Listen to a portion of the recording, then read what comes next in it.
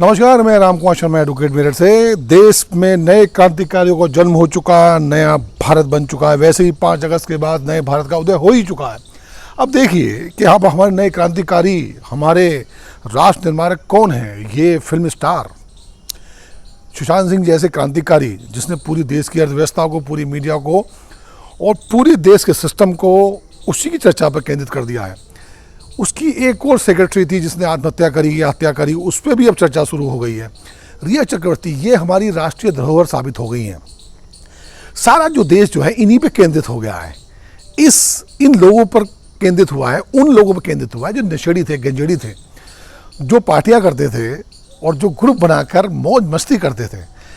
ऐसे लोगों पर हमारा राष्ट्र केंद्रित हो गया। सारी चर्चा, सारी डिबेट जो है, सारी टीवी डिबेट, सारे टीवी एंकर्स और सारे राजनेता इन्हीं को सपोर्ट कर रहे हैं।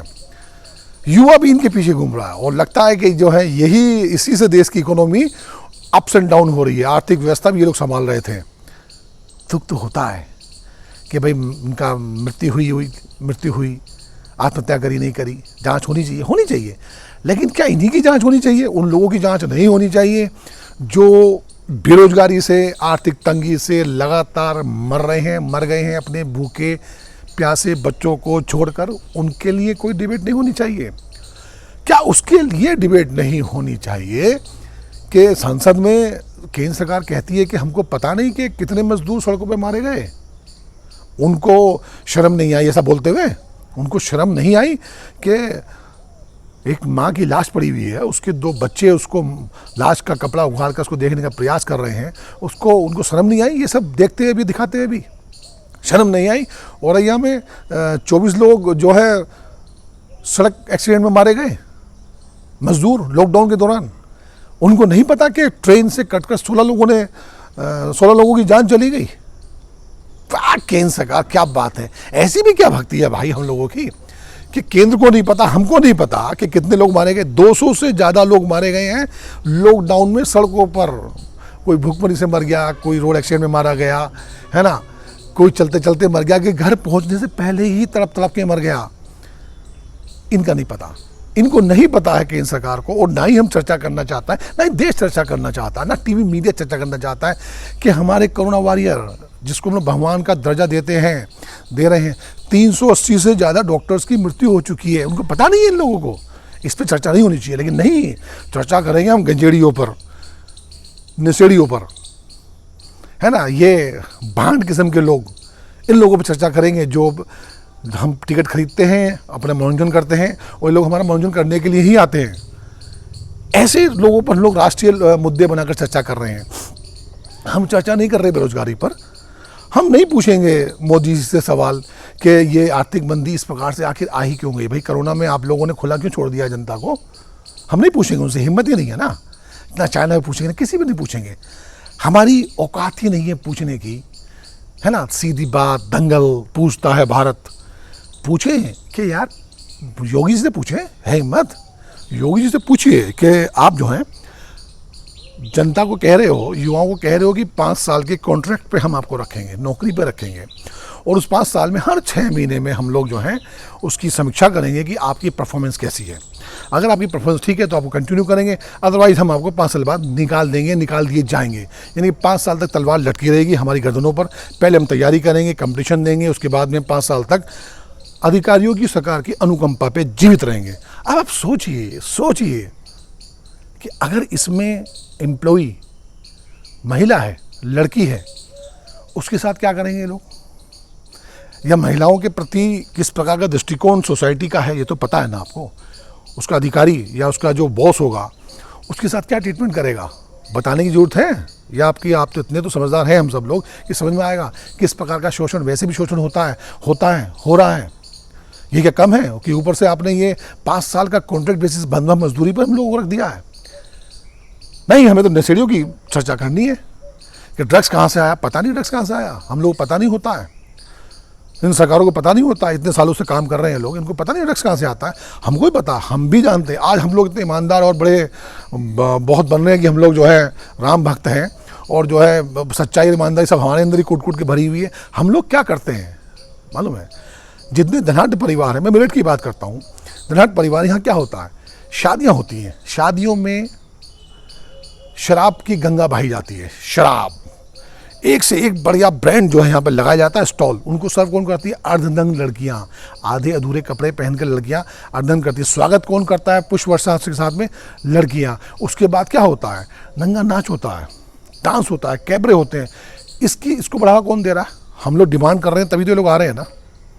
ये सवाल नहीं बनेगा कि हम लोग किस भारतीय संस्कृति को, ये कौन सी संस्कृति है भाई कि उन लड़कियों को, जिस लड़की की हम शादी कर रहे हैं, जिस लड़की की शादी में हम जा रहे हैं, जिस लड़की की शादी में हम लोग लिफाफा देने जा रहे हैं, जिस लड़की हम लोग उसमें शरीक हो रहे हैं, उस पवित्र बंधन के समय में, वातावरण में, हम दूसरी बेटियों को किस निगाह से देख रहे हैं?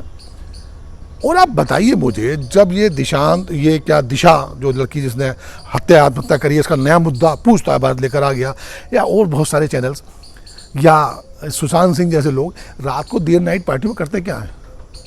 ये अब से हो रहा है तो बहुत पहले से हो रहा है। आज जो है ये क्या है उसका, वो रवि किशन सांसद बीजेपी नेता बन गया है भाई।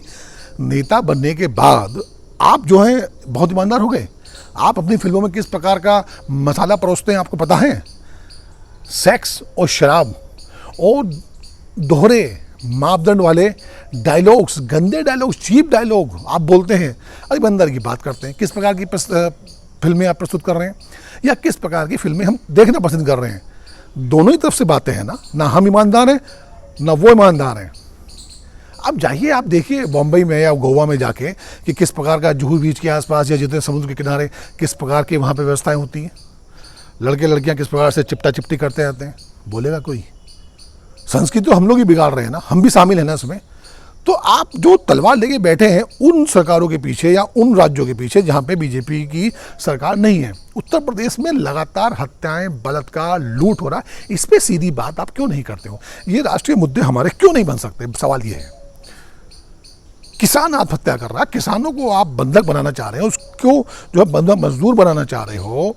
मंडियों में जो पहले आपने एक मिनिमम मूल्य तय किया है उसका भी आप नहीं देना चाहते, नहीं दिया जा रहा है। जहाँ ये इस प्रकार की व्यवस्थाएं चल रही हैं, आप पूरा सर्वे आया है, कल के हिंदुस्तान के अखबार में आर्टिकल पढ़िएगा, देवेंद्र शर्मा एक साइंटिस्ट है, कृषि वैज्ञानिक, उनका पूरा सर्वे आया हुआ है। यूएसए के अंदर की जो किसानों की अपनी पीड़ा बताई है कि पिछले 40 वर्षों में जितना भयावह रूप इस व्यवस्था ने लिया है कभी नहीं लिया। 1972 में जो उसको मक्का का रेट मिलता था, 2018 में उससे भी कम मूल्य मिला है। इन सब व्यवस्थाओं के कारण पूंजीपति हमें कब जाते जाएंगे, हम पूंजीपतियों के गिरोह में आते जाएंगे। रिलायंस को देख लीजिए आप, रिलायंस ने फ्री में सेवाएं दी, अब वो फ्री में सेवाएं दे रहा है। कल आईपीएल मैच था, पहले टीवी बिल्कुल फ्री मिलता था उसमें, अब हमने कल आईपीएल मैच देखना चाहा उसमें तो पहले डिमांड करी 411 रुपये दीजिए तब आईपीएल दिखाएंगे आपको। तो आपको धीरे धीरे पहले आदत डालेंगे, फिर आप उसको उसमें जकड़ेंगे, फिर आपको मजबूर कर देंगे कि आप अपनी सारी कमाई, सारी चीज़ें इन लोगों को दे दीजिए।